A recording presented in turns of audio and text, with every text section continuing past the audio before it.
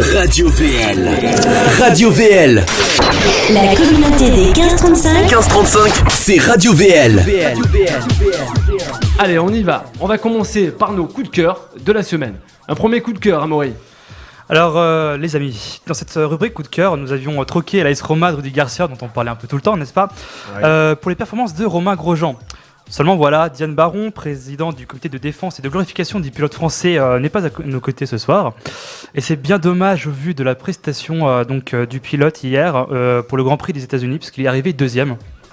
Et il faut même préciser que Vettel aurait même pu être normalement sanctionné, parce qu'il il est sorti plein de fois, et quand il a fait un restart, il a fait une erreur. Donc Grosjean aurait même pu arriver premier.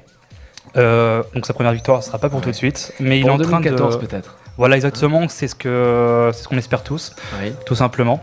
Mais en tout cas, c'est un garçon, je peux dire c'est un garçon. Oui. C'est un garçon qui progresse beaucoup et dans le bon sens du terme par rapport à la saison passée où on se rappelle qu'il faisait beaucoup d'erreurs et pas mal d'accidents.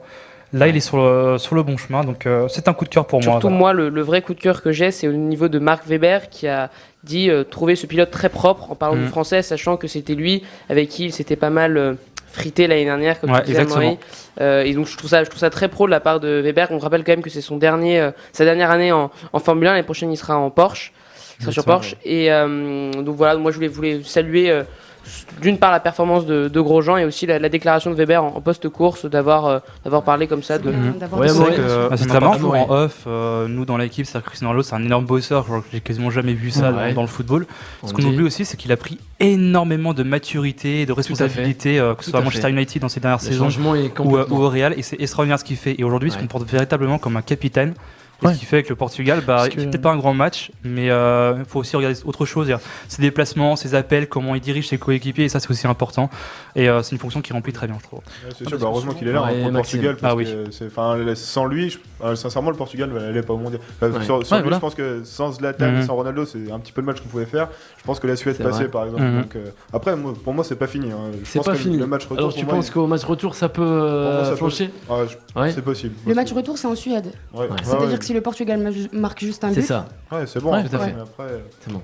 En fait, ils auraient dû faire quand même un hold-up en marquant un but, et là, ça aurait été plus avantageux pour, un peu comme la France, pour la Suède. En tout cas, vu ce qu'a déclaré Zlatan devant un journaliste suédois, je pense qu'il est très confiant pour le match retour. C'est quoi justement ce qu'il a dit il s'est comparé à Dieu, mais la phrase exacte, c'était... Non, en fait, c'est... Après, Zlatan en fait un peu trop. Est-ce que vous allez vous qualifier ? Il dit « Seul Dieu le sait », le journaliste répond « Mais quand on peut le savoir ? Vous l'avez devant vous. » Voilà. Moi, c'est Laurent Koscielny. Alors, Koscielny, c'est bon. Ce qui s'appelle perdre la boule, qui nous a fait le petit Lolo. Ouais, le petit Lolo. C'est vraiment à contre-cœur que j'en fais mon coup de gueule, parce que coup de cœur. On se demande où il joue. J'ai vraiment beaucoup d'admiration pour ce joueur. Mais on est obligé d'en parler et voilà. Et pour moi, ce qu'il a fait vendredi, c'est un abandon de poste en fait. Après, je pense que l'exclusion aussi. Après, c'est une réaction. J'ai envie de prendre sa défense. Sa réaction, elle est plus ou moins humaine. On est dans une ambiance particulière dans le stade où il y a vraiment l'ambiance est chaude. En plus, je crois qu'il y a une provocation du joueur. Oui, mais du coup, voilà. Il réagit mal et il met claque quoi. Oui, mais à un tel niveau. À ce niveau on doit faire face à ça. Surtout en termes d'exemple. En termes d'exemplarité. Mais tu vas aller en phase finale de la Coupe du Monde. Ça va être le feu sur des stades de 80 000 personnes ou 90 000. C'est surtout qu'on avait besoin de lui mardi.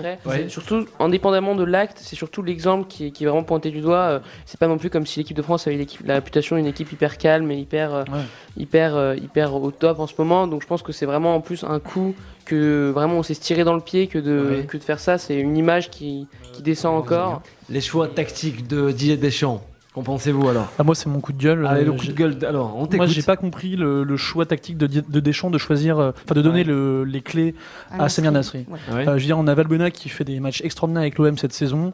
Alors, Nasri fait une bonne saison avec City, il n'y a pas de souci, mais il joue plus ou moins à gauche, sur les côtés. Là, il l'a mis en tant que numéro 10. Il a fait un non-match. Il a dit que peut-être Nasri avait trahi Didier Deschamps. Il a peut-être. Non, mais c'est vrai. Il a trahi sa confiance. Il a trahi sa confiance, Amaury. Là, il y a un problème, c'est que si Nasri joue, c'est Ribéry apparemment qui aurait demandé à Deschamps que ce soit Nasri qui joue. Donc s'il y a un moment...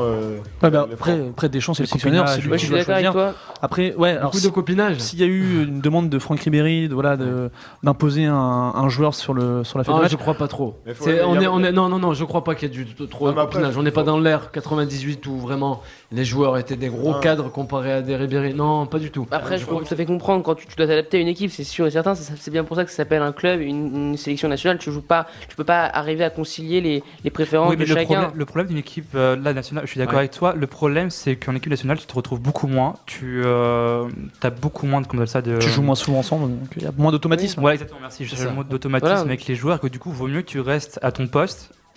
Comme un 10 doit absolument rester numéro 10, sinon il est nul. On regarde Pastore, c'est le même. Tu peux pas faire jouer. On change constamment de schéma tactique. Aussi. Réagissez et retrouvez toutes les infos, toutes les émissions sur le Facebook de Radio VL, ainsi que sur Twitter.